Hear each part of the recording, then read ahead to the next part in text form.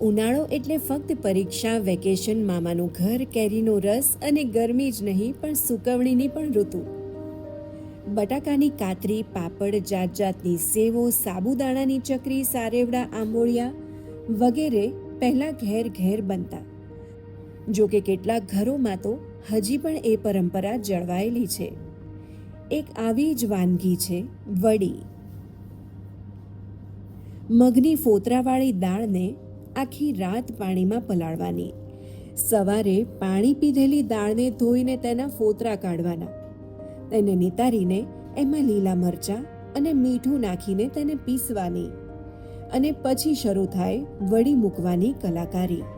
કેટલાક ઘરોમાં હજી પણ એ પરંપરા જળવાયેલી છે. નાનપણથી જ વડીઓ મૂકવાની કળામાં ફાવટ આવી, કેમ કે કુટુંબની સ્ત્રીઓ ભેગી થઈને વહેલી સવારે તડકો આવે એ પહેલાં વડીઓ મુકાઈ જવાના ટાર્ગેટથી કામ કરતી. અમે બધા નાના હતા પણ ઉત્સાહભેર આ કાર્યક્રમમાં ભાગ લેતા અને સારામાં સારી વડી પાડવાનો પ્રયાસ કરતા. નાનપણથી હસ્તગત કરેલી કળા એમ જ તો ના ભૂલાય ને. તો આ છે અમારી આ વર્ષની વડી.